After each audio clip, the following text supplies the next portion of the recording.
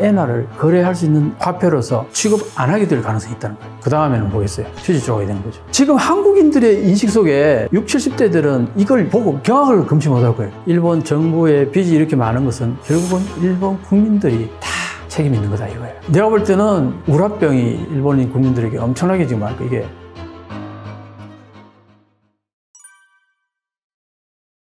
가망이 없다고 얘기하는 제대로 된 학자들이 일본에 많아요. 미야다이 신지라는 사회학자 교수는요, 일본이 빨리 망해야 된다. 우리 IMF 겪었듯이요. 일본도 그런 식으로 한번 경착륙을 해야 된다는 거예요. 한번 폭삭 망해야 된다. 그래야 거기서부터 제2의 메이지신 같은 혁신이 발생하지, 그렇지 않고서는 끓는 물 속에 개구리, 서서히 물이 끓어오르니까 이게 뜨거운지를 못 느끼는 거예요. 지금 그런 현상을 일본이 지금 그대로 지금 보이고 있다. 그래서 이제 엄청나게 비판들이 심했는데 그분이 그렇게 일본에 대해서 너무나 신랄하게 비판을 많이 하니까 칼 맞았어요. 그리고 나서 그 뒤로 이분의 글이 별로 잘 안 보여요. 그러니까 이게 뭐냐니까, 아베도 총 맞아서 사망했잖아요. 이게 옛날에 메이지신 오기 전에 현상이라는 거예요. 일본 사회가 침체되고 좋지 않은 방향으로 갔을 때 테러가 많이 일어났다는 거예요. 아베 총리 죽고 얼마 전에는 기시다 현 총리도 운 나빴으면은 아베 총리의 운명을 따랐을지도 모르는 그런 일이 있었어요. 그러니까 이게 뭐냐, 일본 사회에 지금 뭔가 정상적이지 않는 사회죠. 그런데 최근에 한국의 뉴스들을 많이 보면은 일본이 경제가 살아난다 뭐 이런 얘기들 많이 하잖아요.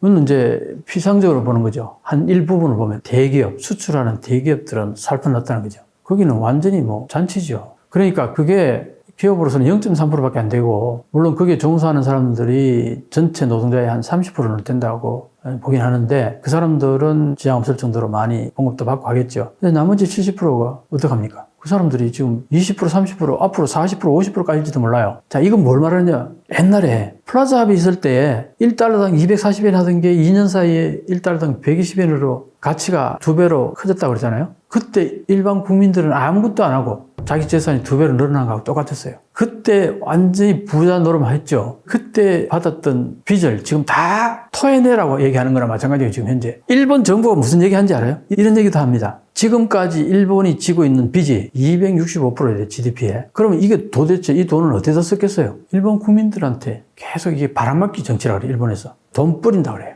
그래서 표를 사는 거나 같아요. 그래서 자민당이 항상 그렇게 혜택을 많이 주는 거예요, 일본에. 현금도 뿌리기도 하고 뭐 혜택을 많이 주니까 자민당을 찍지요. 그런데 이제 제대로 된 정치가들은 비판할 수밖에 없잖아요. 비판한다는 거는 일본 국민들한테 줄 돈이 없는 거 아니에요. 안 주겠다는 얘기 아니에요. 그러니까 어떻게 보면은 현재 자민당을 저렇게 오랫동안 정치하게 하고 일본 정부의 빚이 이렇게 많은 것은 결국은 일본 국민들이 다 책임이 있는 거다 이거예요. 그렇지 않겠어요? 일본 정부가 누구한테 돈 쓰, 외부에 막 퍼다 준 건 아니잖아요. 결국 그 빚은 다 일본 국민들한테 뿌렸다는 거죠. 그래서 이 빚을 어떻게 할 거냐 이거야. 갚아야 될 거 아니냐 이거야. 그 세금을 올리려니까 반대를 해요. 선거했다 그러면 완전히 떨어질 건 뻔하니까 세금 못 올리는 거야. 엔즈로 가는 거예요.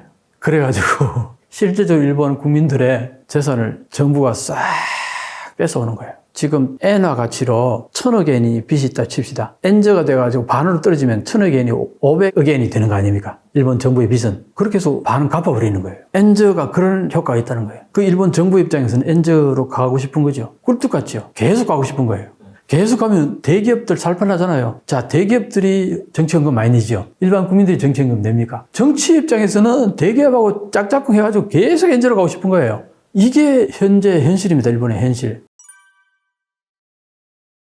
지금 일본의 국제 경쟁력 순위를 보면요. 89년도 1위였어요. 97년도에요. 3위인가 그랬어요. 그때가 내가 유학할 때 3위니까 이게 1위에서 3위로 떨어졌다고 난리였어요. 그게 그 당시 현실이었는데 그 뒤로요. 94년도부터 급전직하해가지고 와 이게 쭉쭉쭉 빠지다가 지금은 어디까지 빠졌냐면요. 34위까지 빠져요. 요게 2020년도 34위였다가 2021년도 31위로 잠깐 올랐다가 얼마 전에 34위로 다시 발표가 됐었어요. 지금 한국인들의 인식 속에 60, 70대들은 이걸 보고 경악을 금치 못할 거예요. 그런 것에 비하면 일본은 지금도 디지털 측면에서 보면은 원시사회라고 얘기하면 좀 가혹한 얘기지만 거기서 크게 나가지 못했어요.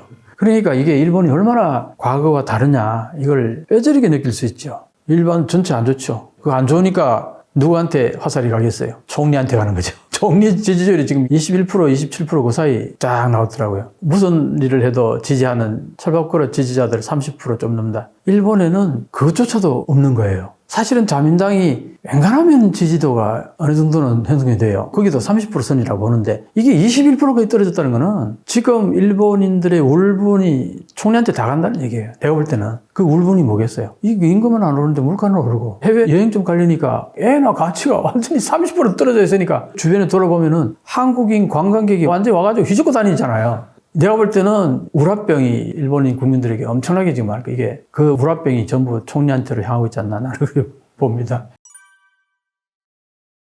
엔저가 계속돼 가지고 수입 물가가 엄청 비싸지잖아요. 그럼 그게 일본의 생산품의 가격에 반영이 될 거라고요. 그럼 물가가 올라간다는 거죠. 물가가 계속 올라가면 탄력이 붙는다 그래요. 그러면은 이 물가를 잡기 위해서 뭘 어떻게 해야 돼요? 제일 간단한 게 뭡니까? 금리를 올리는 거예요. 엄청나게 많은 돈을 끌어들여가지고 돈을 줄이면은 물품이 요만큼 있는데 돈이 이만큼 있으면은 비싸겠죠. 근데 물품이 요만큼 있는데 돈이 요만큼 있으면은 싸질 거란 말이에요. 그러니까 결국은 뭐냐? 이 물가가 올라갈 때 이걸 잡으려면은 지금 미국이 그렇게 하고 있잖아요. 미국 물가가 9% 10%까지 올라가다 보니까 금리를 지금 5.5%까지 급속도로 올려가지고 지금은 3% 가까이까지 잡았어요, 물가를. 그 물가를 잡는 거는 금리 올리는 것밖에 없단 말이에요. 중앙은행의 역할이 본래 그거예요. 가장 핵심적인 역할이긴. 근데 일본 중앙은행은 이걸 안 하고 있는 거예요. 안고 있는 부채가 너무 많은 거예요. 국채하고 주식을 많이 안고 있잖아요. 금리 올리면 이게 떨어진단 말이에요. 그러면은 일본은행이 안고 있는 이자 지불해야 될 이게 너무 팽대해지면은 일본은행이 파산할 가능성이 많은 거예요. 그래서 금리를 못 올리는 거예요. 그럼 못 올리면 어떻게 돼요? 물가는 계속 올라갈 거 아니에요? 그럼 하이 인플레이션이 된다. 하이 인플레이션이 되면은 어떤 현상이 벌어지냐? 아르헨티나가 떠올라요. 자, 아르헨티나가 나왔으니까 한번 보여드릴게요. 블룸버그라는 언론사를 알죠. 여기에서 뭐라고 했냐니까 N은 터키의 리라, 아르헨티나의 페소와 같은 부류다. 독일은행이 지적을 했다는 거예요. 독일은행이. 놀랍지 않아요? 설명을 해드릴게요. 여기 그래프를 보시면요. 달러가 2022년도 초와 2022년도 3월 중에 3개월 사이에 0.4에서 마이너스 0.02로 이제 떨어졌고, 유로가 마이너스 0.6에서 마이너스 0.8로, 그런데 N은 마이너스 4.9에서 마이너스 5로 빠졌어요. 그러니까 달러나 유로나 캐나다 달러, 영국 펀드 같은 경우에는 요 1%대 이렇게 변동이 있는데 3개월 사이에 리라가 마이너스 6.8에서 마이너스 5.9로 이렇게 바뀌었어요. 근데 일본은 마이너스 4.9에서 마이너스 5로 빠진 거야. 이 많은 통화 중에서 가장 비슷한 게 그래프를 딱 보면은 리라하고 너무 비슷해요. 그 리라는 2021년도에 그 한마디로 말해서 우리 IMF 당하듯이 금융위기가 왔던 나라예요. 그 나라하고 비슷하다는 거예요. 지금 아르헨티나는 어떻습니까? 아르헨티나는 지금 새로운 대통령이 선출됐는데 자기 나라 페소 폐기해버리고 달러로 돈을 바꾸겠다 이런 공약을 냈어요. 그 정도로 지금 페소는 가치가 형편없는 거 아니에요. 지금 토르코의 리라하고 이거 같이 봤다는 겁니다. 자, 한번 보세요. 언뜻 보기에 엔화는 터키, 리라, 아르헨티나, 페소와 같은 범죄에 속한다. 엔화 방어를 위한 일본의 개입은 기껏해야 무력하고 최악의 경우 더 나빠질 것이. 지난 10년 동안 달러 대비 90% 이상 절하된 리라화와 페소화와 비교한다는 거예요. 지금 이게 이제 서서히 나타나기 시작해요, 이런 게. 일본 은행 총재를 아무도 안 맡으려겠다는 얘기가 왜 나오느냐. 5년 내에 파산할지도 모른다. 그러니까 지금 뭐냐? 왜 그러냐 하니까 1%를 금리를 올리는 순간 28조 가까이의 이자를 지불해야 되는 일본은행이. 그런데 일본은행이 가지고 있는 지금 현재 자산이 11조 3천억 엔 정도밖에 안 된다는 거예요. 그러면 2배 넘잖아요. 1% 올리면 지불해야 될 이자가 가지고 있는 자산의 2배 이상이라는 거예요. 자, 이런 일이 발생하면은 당장은 돈을 찍어내면 되니까 일본은행은 돈이 없어서 뭐 뱅크랍 되는 건 아니죠. 그런데 문제는 뭐냐? 해외에서 일본은행을 바라보는 눈길이 이런 식으로 간다는 거예요. 이게 바로 이제 두려운 거예요. 그래서 일본의 정치가라든가 뭐 일본의 뭐 은행 부총재가 국회에서 답할 때 이거는 잠재 손실이라는 거지 국채 같은 거는 10년 후에 주는 거니까 지금 당장 그걸 돌려줘야 되는 게 아니니까 손이 나더라도 당장 문제되는 거 아니다 이런 식으로 얘기를 한대요. 근데 그거는 변명일 뿐이고 지금 현재 평가손을 어떻게 보느냐가 중요하다는 거죠. 그래서 외부에서 이런 식으로 이제 봐버리기 시작하면은 유럽은행이나 미국은행 같은 경우는요 이런 문제가 발생하면은 일본은행하고 거래를 끊어버릴 가능성이 있다. 이 엔화를 거래할 수 있는 화폐로서 취급 안 하게 될 가능성이 있다는 거예요. 그걸 제일 지금 두려워한다는 거예요.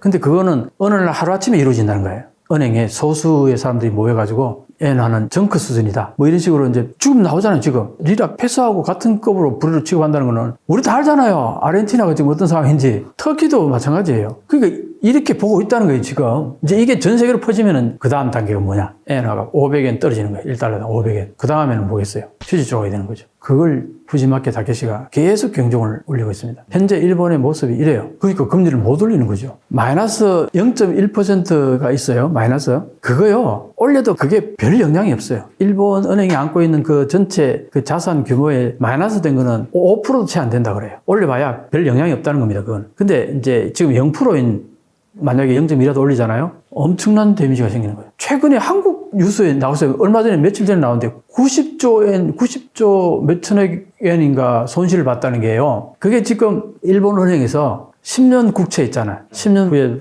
갚아야 될 국채. 거기에서 지난번에는 0.5%까지만 YCC라 그래요. Yield Curve Control이라 그래요. 이 곡선에 의해 가지고 국채의 이자를 이 선 이상은 못 올라가게 그걸 YCC라 그럽니다. 근데 그게 이제 과거에는 0.5%까지 있었는데 이걸 우에다 총재가 들었으면서 1%까지 올렸어요. 국채 금리가 올려가려는 압력이 너무 세니까 누르는 게 버거운 거예요. 그래가지고 이제 0.5에서 1%를 올렸는데 문제는 그러면 여기까지 올라오는 순간이 시간이 좀 걸릴 줄 알았는데 얼마 안 해서 지금 0.97인가까지 올라왔다는 거예요. 과거 같으면 이거 두드리면서 국채를 엄청나게 매입해야 되는데 일본 은행이 그게 지금도 부채가 너무 많으니까 부담스러운 거예요. 그래서 1% 올렸는데 금방이 따라온 거예요. 그럼 어떻게 돼요? 앞으로 이게 2% 올라가면 여기 지금 올라간 게 여기 90조 이상의 이자 손실이 생기는 거예요. 90조 원이 있는 거예요. 그러니까 이거 엄청난 거 아니에요. 이게 지금 현재 일본의 현실이다 보니까 그러니까 이거는 장기 국채인데도 불구하고 그러는데 이게 단기에 만약에 1% 올리는 순간요. 이거 당장 지불해야 된단 말이에요. 이자를. 그럼 파산하는 거예요. 바로.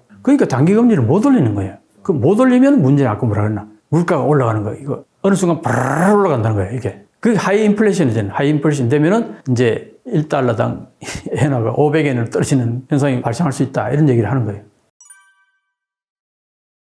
우리가 과거에는 일본하고 무역이 굉장히 25%까지 막 그럴 때도 있었어요. 지금은 5%, 4% 이래요. 그 관계가 그렇게 밀접하지 않습니다. 그렇기 때문에 물론 당연히 이제 우리한테도 충격파가 오겠지만 엔화가 전 세계에 어쨌든 준기축통화로 오랫동안 그 영향이 있었고 또 실제로 엔화가 지금 전 세계에 많이 풀려 있다는 거 아니에요. 아까 14배로 풀렸다는 거는 그 가지고 있던 그 모든 엔화를 가지고 있던 그 주체들은 어느 날 휴지 조각이 되는 거라고 한번 생각해 봐요. 전 세계적으로 그 큰 영향을 미치는 거는 분명히 미치겠죠. 그렇긴 하지만 직접적으로 우리한테 오는 건 그렇게 많지 않다고 봐요. 달러하고 엔화하고 원화하고 보면은 원화는 그래도 금리를 따라 어느 정도 올렸잖아요. 그러니까 그렇게 크게 우리는 저하되지 않았다고요. 최근에 보면은 원화가 꽤 많이 올라갔어요. 그런 거 보면은 연동된 것 같지만 사실은 우리는 나름대로 어느 정도 선방을 하고 있다. 일본하고는 좀 다르다는 거죠. 그렇게 너무 그렇게 염려할 필요는 없다. 한국 정부 입장에서는.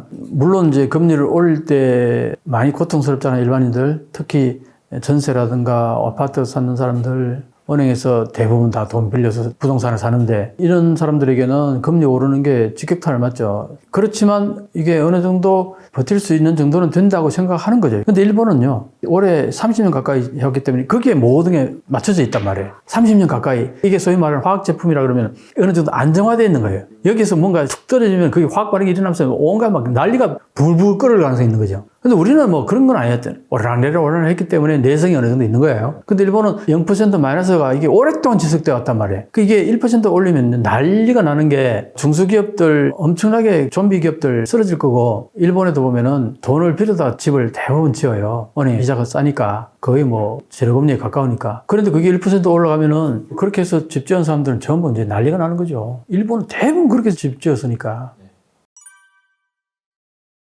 이런 얘기가 있습니다. 버블이 붕괴되면서 그때 리스트라가 많이 됐어요. 일본 사회는 어떤 회사에서 리스트라 되면은 내년 끝나는 걸로 인식하는 사회였어요. 일본에. 여기서 내가 이런 말 한마디 할게요. 일본이 2차 세계대전 끝나고 나서 패전하고 나서 종교가 있었습니까? 천황이 신이었다가 인간 선언했죠. 신이 사라져버렸어요. 일본에서. 패전하기 전까지는 천황이 신이었고 유일신이었어요. 그래서 천황이 인간 선언을 해버리니까 하루아침 신이 사라져버렸어요. 일본 사회는 신이 사라진 거예요. 자, 그 다음에 국기와 국가. 일본의 국기가 뭡니까? 동그란 빨간색 히노마루라 그래요. 국가가 뭡니까? 기미가요지요. 이 두 개가 다 2차 세계대전 침략 전쟁을 치르면서 상징적인 깃발이었고 상징적인 음악이었잖아요. 그러다 보니까 패전 이후에 여기에 대한 거부 반응이 상당히 많았어요. 일반 국민들 사이에. 국기와 국가에 대해서. 그래서 이게 국기 국가로서 폐지가 돼버렸어요. 자, 그러면 1945년 패전 이후에 일본에는 종교도 없고 국기도 없고 국가도 없는 사회였어요. 유일하게 남아있는 게 뭐였겠어요? 내가 써니맨이냐, 내가 미쯔비시맨이냐, 기업만 남아있었던 거예요. 나를 보호해줄 수 있는 게. 그래서 거기에 종신고용제하고 연공서열이라는 게 일본형 경영이 태어납니다. 고착고 돼가는 거죠. 왜? 일본 사람들이 의지할 곳이 없잖아요. 국기도 없어요. 국가도 없어요. 종교도 없어요. 오로지 의존할 때가 내가 몸담고 있는 회사. 그래서 일본 사람들은 회사에 거의 헌신을 했습니다. 아침 일찍 출근해서 저녁 늦게까지 회사에 남아서 퇴근하고. 그렇게 해서 일본 경제가 좋았을 때, 잘 나갈 때가 있었지요. 자, 그랬는데 이게 거기서 잘리면 어떻게 됩니까? 내 인생의 큰 울타리에서 나는 퇴출된 거나 마찬가지인 거예요. 그때 내가 97년도 유학할 때에요. 그때 어떤 회사 모임에 내가 잘리고 하는 사람들 마지막 환송회 겸 뭐 해가지고 갔었는데 거기에 잘린 사람들이 나를 잡고 엉엉 울면서 이상 한국이 부럽다 뭐 그러더라고요. 나는 그때 깜짝 놀랐어요. 97년이면은 그때가 아직도 일본이 전 세계 제2의 경제 대국이고 버블 경제가 90년대에 꺼지기 시작했지만 97년이면은 내가 유학할 때 그때 본 모습은 일본이 제2의 경제 대국이라는 그 찬란함이 그대로 아직 많이 남아있을 때였거든요. 그랬는데 그랬단 말이에요. 그게 뭘 말하느냐니까 그때 리스트라 많이 당한 사람들은 한마디로 인생이 이제 끝나는 것처럼 생각했단 말이에요. 그 쇼크가 너무 컸어요. 그러다 보니까 그 뒤로 회사들이 어떻게 되냐 하니까 리스트라 안 당하는 걸 최고의 목표로 삼는 거예요. 대부분의 고용인들이. 그 리스트라 안 당하는 것을 최고로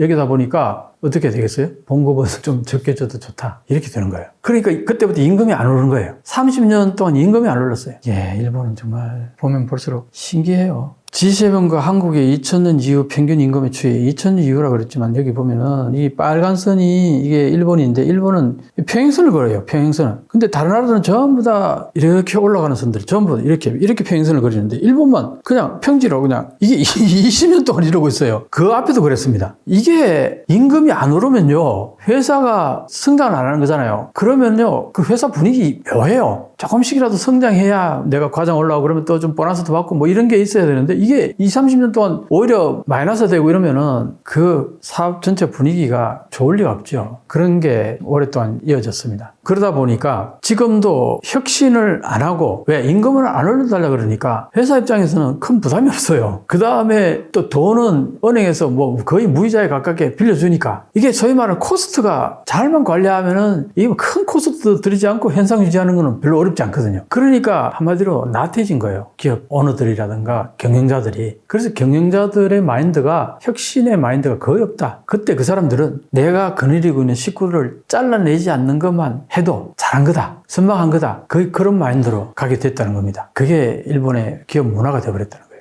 IT 산업과 반도체를 전체적으로 함께 볼 생각입니다. 왜냐하면 반도체는 IT 산업을 이루는 근간이고 핵심이 되기 때문에 최근 서울에서는 물 들어왔을 때 노져야죠. 대형 평수 아파트 하나, 소형 하나, 한가 하나 바꿔도 돈이 남아. 이것만 아셔도 부동산의 가격 전망을 어느 정도 하실 수 있다.